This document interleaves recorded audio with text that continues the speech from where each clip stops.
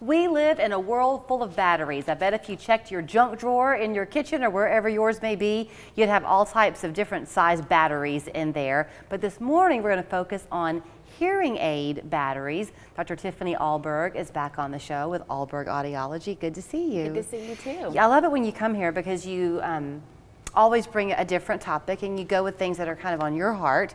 This morning it was things that were on somebody else's heart. You had someone named Myra who asked you to talk about batteries. Yes, yeah, and it's hard to comprehend that a battery could last for 2 days or 3 days. Yeah, I know that's what everybody says, the reaction that people have. But hearing aid batteries, they come in 4 different sizes. So they have a 10, a 312, a 13, and a 675. Okay. So the size 10 is super tiny, and those are for your tiny little hearing aids that fit way down in the ear.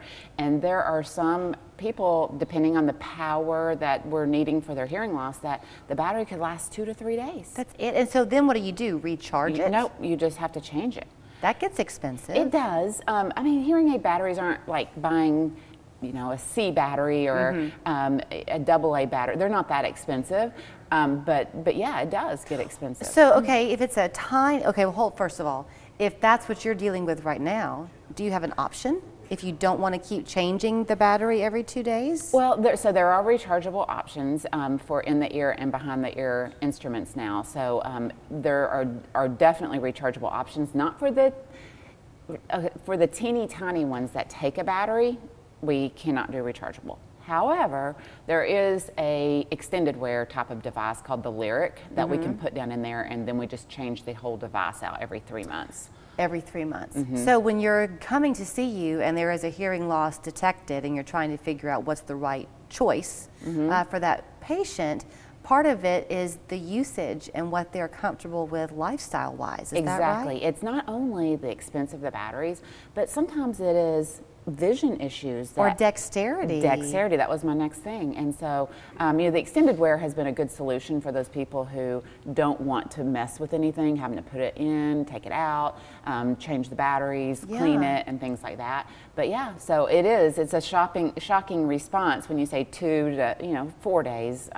There's some that last 2 to 3 weeks. So those are the bigger batteries. But you do have a huge range of batteries, and that's just one of those things that people don't think about. No, they don't. So when you're consulting then with your patients, you also have stressed over the years with us that you've got to make sure you're getting the right device for the patient. Like you don't want to do the over-the-counter things because it's not really targeting your particular hearing loss. Yes, there's no hearing loss required with the OTC devices, so you're just kind of winging it with the self-programming. But in most of those, it depends on the hearing loss.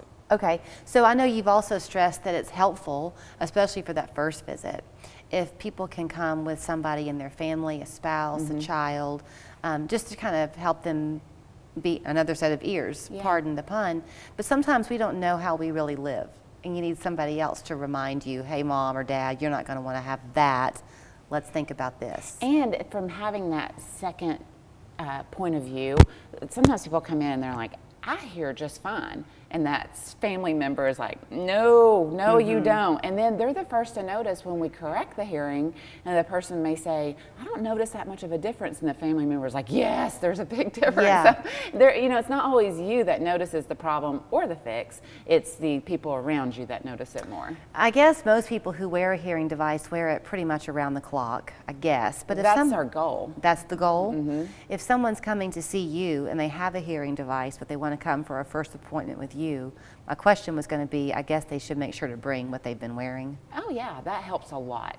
It helps us to know what they liked, didn't like about the device, because they have the experience with that. So there might be something that they loved about it and something they may have hated about it. So we can kind of use both of those and find the right fix for them. Okay, and with the summer months here, when you're out cutting your grass, wear some protection. Is that right? Always, yes, please. I always plead with people, please wear your hearing protection. It's so important. Going to concerts, yes, that kind of thing. Yes, concerts are huge. Yes. All right. And you are taking new patients? We are. Okay. Yes. Let me show you her contact information then. It is Ahlberg Audiology up in Cleveland on North Ocoee Street. 641-0956 is the phone number.